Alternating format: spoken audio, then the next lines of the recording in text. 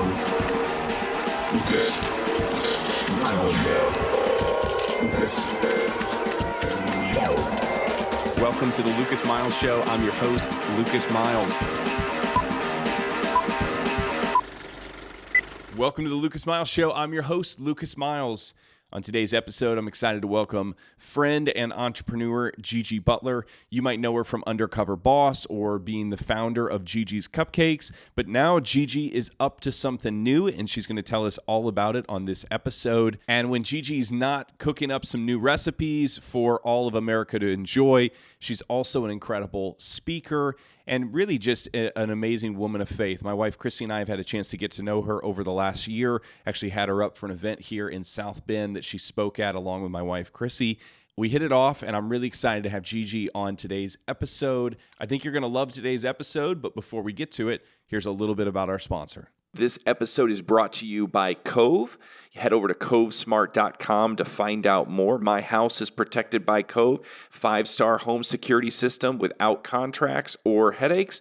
Head over there and you can check out their system, all the different products that they have from door sensors, window sensors, home cameras. You can tie it in with an app. I can pull up my house right now, flip through the cameras, see what my dog and cat are doing, make sure everybody's safe. I travel a lot. It's a really great thing for, our family. I think you're going to enjoy it as well. Head over to covesmart.com. I want to thank them for their sponsorship. And now, my interview with Gigi Butler.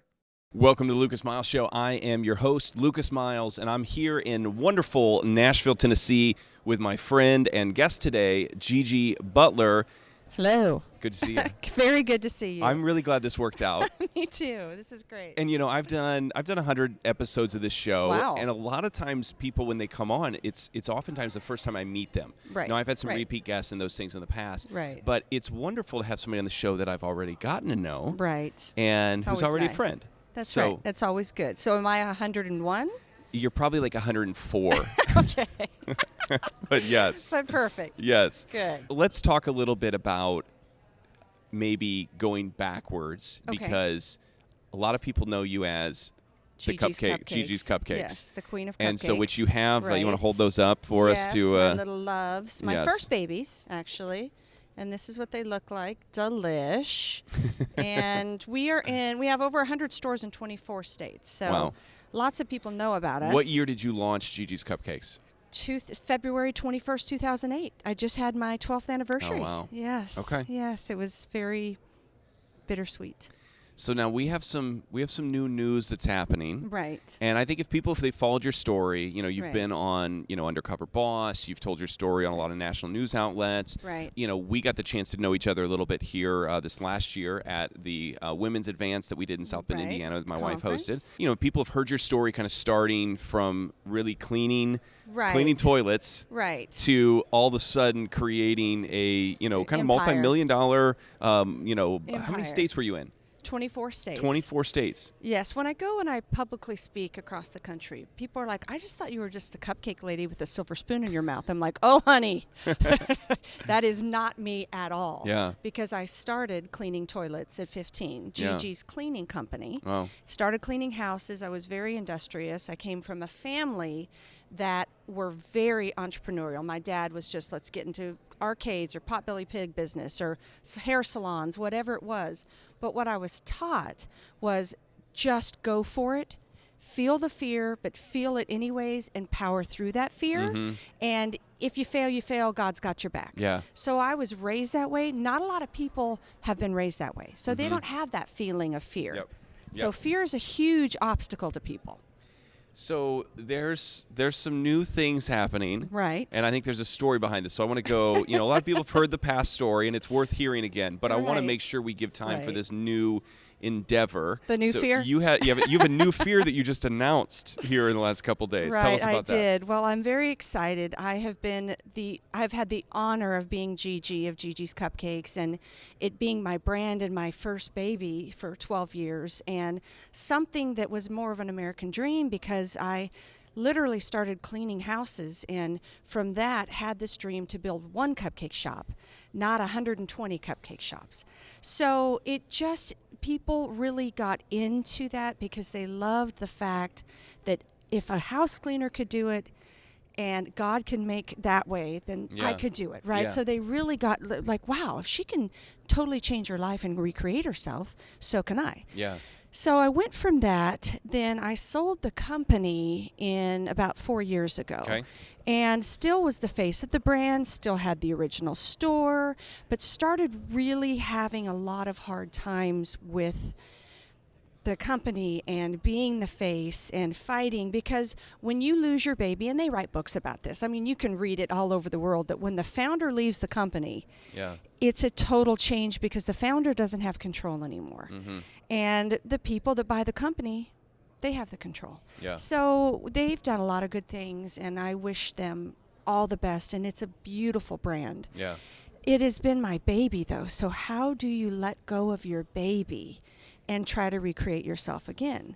So this last 3 or 4 years, I've really been struggling, and I've gone across the country speaking about it. Like, how do you fight that fear again? It's identity. I mean, that's really what it comes Am, down to. am I just Gigi? What am I? Who am I again? Am I house cleaner again? Who am I, God? So it's really been a struggle with who the heck am I? Yeah. What am I created to be? Really, just cupcakes? Mm-hmm. What was it? Because I thought I was a country singer.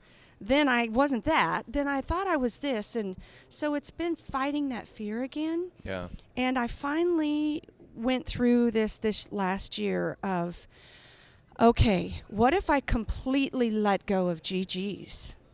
Then who will I really be? So I decided to sell my store, and I'm closing this Friday. Wow. Actually, Hattie B's, who's a chicken company, I'm sure everyone in the world knows who that is now. They're taking over because Okay. it's just time. Yeah. It's time for them to have that full building. And it's time for me to turn away, let go of my last baby, my first baby, and go, okay, it's time to recreate. So where does that go next? Talk to us about this recreation of Gigi. I love to bake, and I will always love to bake. And my first love is really pies. So I thought a couple of years ago, well, why don't I do pies? If I was going to do pies, what is this going to look like? And so it's going to be Pies by Gigi. I love it. I just announced it. I mean, I've already built the brand. I've spent millions of dollars Yeah. doing this. Why not just have my name attached? Because it's another form of love. Yeah. So I'm excited. I will always love Gigi's Cupcakes, and it will always be my baby.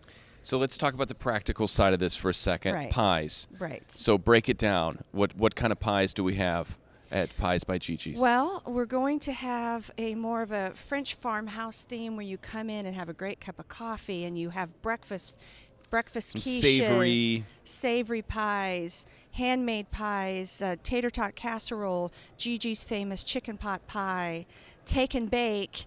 You know, and you could come in and have breakfast, lunch. I'm going to have 8 different pies a day. My goal is to ship all across the country now. That's awesome. So it won't be brick and mortar. It will be in Franklin or Brentwood. Yeah. But then if you want a Gigi's pie, you can go online and go Pies by Gigi, and you could ship a pie across the country. That's awesome. And it'll be there in a matter of days to you. That's awesome. So I'm really excited that everyone in the country will be able to taste what I truly, truly love. That's really cool. So let's talk about the faith journey maybe in this process, because you talked a little bit about identity, and Right. I see that a lot with people that experience success. I think Right. early on in life is Right. they have trouble reinventing themselves, or they Right. deal with those questions. Right. You know, how did you face those things? What sort of maybe steps did you take in your life to explore, and answer that question, God, who am I? Well, at first was at the point of why, God? Like, there's been a lot of, breakup and, why am I not good enough? Why am I, did I fail at this business? Which I didn't fail, but inside, I don't care who you are, there's insecurities. Yeah. If you're not a human, then if you're not insecure, you're not human. There are more insecurities. People, it just depends on what's going on in your mind Yeah. and what you choose to listen to. Yep. So my why turned into, once again, why not? Mm-hmm. And I really started getting into, who does God say I am? Who does God say I am? And I kept reading Ephesians and reading the Bible of, you are loved, you are cherished, you are forgiven, you are a warrior. Even if you're a woman, I love you. you're powerful. So I started looking at this like, I can recreate myself again because God says I can do it. Yeah. Not the world, not the people not the haters. Yeah. Because I don't care who you are. Yeah. If you're anybody, you got some haters. I got a couple out there. I got some more than a couple. So I think I'm one up on you on that. If anybody that is trying to climb their way and make any type of success in life, they're going to have haters. Yeah. Because I don't know why. It is what it is. Yep. It's called the other side of the spiritual life. Yeah. Spiritual world, right? Yeah. So I think it serves its purpose as well in the whole scheme of the world, because there is a spiritual battle going on, and we can get deeper. Yeah. Yeah. Nephilim. Yeah. Right. Yes. Gigi and I've had lots of conversations about this. Oh, good, great. But it's just, there's this battle, and it's what you're going to choose to listen to, Yeah. and what path you're going to choose. And I think a lot of people in life, fear is the number one thing for them. Yeah. Fear. Going down that path and that roadblock of fear, they can't get around it. And so when I speak across the country, I want to tell people that fear is really something you can get around. You just have to either figure out a way how to get around it. Right. Blast it with, do whatever, climb over it, go around it, pray through it, whatever you have to do. Fear is something that you're going to have to get through. For me personally, I released my book, Good God, which we have here on the table in Love it. 2016. And when that book came out, I did 60 media outlets in 45 days. Wow. And, it's funny. I have a podcast show. I speak every single week at churches. I mean, I do this stuff all the time, but I still deal with a lot of anxiety before I speak. Right. And, it's just the adrenaline and the hype and getting up there and everything. And I just kind of developed, this little, and kind of pulled it from scripture. I would just say grace for today. And so every day I'd kind of wake up on those 60 days or 45 days of media outlets and just go, okay, God, I got grace for today. We're going to walk through this. Right. And, I find that I think that especially with visionaries, and I would assume, you're going to be able to relate to this, is we see the world, I think, sometimes a lot bigger than maybe somebody who's not a visionary. And so, and that's a blessing, but it also, you see how far you have to go to get there. It's a huge curse, it too. creates that insecurity because you see the distance. Right. And, if my world's just a little bit beyond where I am, if I do one great thing today, I feel like I just filled the whole world. Right. But when you see that gap as a visionary, it's really easy to lose your focus. And so maybe what other daily things or are you putting kind of in place in your life to overcome that fear that might come up against you?